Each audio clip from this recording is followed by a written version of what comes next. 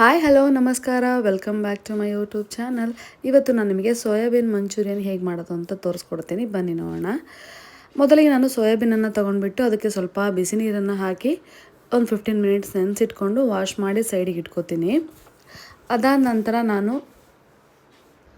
ಒಂದು ಬೌಲ್ಗೆ ಖಾರದ ಪುಡಿ ಹಾಗೂ ಕಾರ್ನ್ಫ್ಲೋರ್, ಸ್ವಲ್ಪ ಗರಂ ಮಸಾಲ,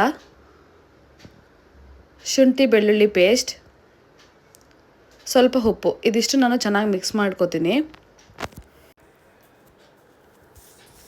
ಅದಕ್ಕೆ ನಾನು ಸ್ವಲ್ಪ ತೊಳೆದಿಟ್ಕೊಂಡಿರೋಂಥ ಸೋಯಾಬೀನನ್ನು ಹಾಕಿ ಚೆನ್ನಾಗಿ ಕಲಿಸ್ಬಿಟ್ಟು ಒಂದು 15 ಮಿನಿಟ್ಸ್ ಬಿಡ್ತೀನಿ. ಚೆನ್ನಾಗಿ ಅದು ಟೇಸ್ಟ್ ಇಟ್ಕೊಳ್ಳುತ್ತೆ ಅನ್ನೋ ಕಾರಣಕ್ಕೆ.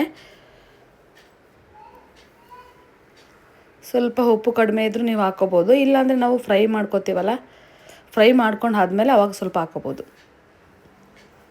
ಎಣ್ಣೆ ಬಿಸಿ ಆದ ನಂತರ ನಾನು ಕಲಸಿಟ್ಕೊಂಡಿರೋಂಥ ಸೋಯಾಬೀನನ್ನು ಕರಿತಾ ಇದ್ದೀನಿ. ಚೆನ್ನಾಗಿ ಫ್ರೈ ಮಾಡ್ಕೋಬೇಕಾಗತ್ತೆ ಇದನ್ನು. ಹಾಗೆ ನಾನು ಸಪ್ರೇಟ್ ಪ್ಯಾನ್ ಇಟ್ಕೊಂಡು ಅದಕ್ಕೆ ಸ್ವಲ್ಪ ಆಯಿಲ್ ಹಾಕಿ ಹಸಿಮೆಣಸಿನ್ಕಾಯಿ, ಚಿಕ್ಕದಾಗಿ ಕಟ್ ಮಾಡ್ಕೊಂಡಿರೋಂಥ ಈರುಳ್ಳಿ ಚೆನ್ನಾಗಿ ಫ್ರೈ ಮಾಡ್ಕೋಬೇಕಾಗತ್ತೆ.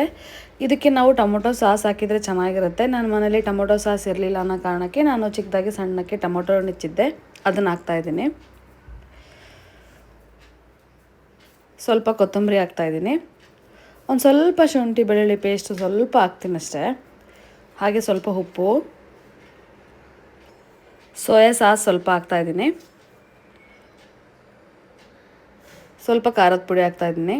ಇದಿಷ್ಟು ನಾನು ಮಿಕ್ಸ್ ಮಾಡಿಬಿಟ್ಟು ಆಮೇಲೆ ನಾನು ಕರೆದಿಟ್ಕೊಂಡಿರೋ ಅಂಥ ಸೋಯಾಬೀನನ್ನು ಹಾಕ್ತಾಯಿದ್ದೀನಿ. ಚೆನ್ನಾಗಿ ಮಿಕ್ಸ್ ಮಾಡ್ಕೋಬೇಕಾಗತ್ತೆ. ಮಿಕ್ಸ್ ಮಾಡ್ಕೊಂಡ್ಮೇಲೆ ಸೋಯಾಬೀನ್ ಮಂಚೂರಿ ರೆಡಿ.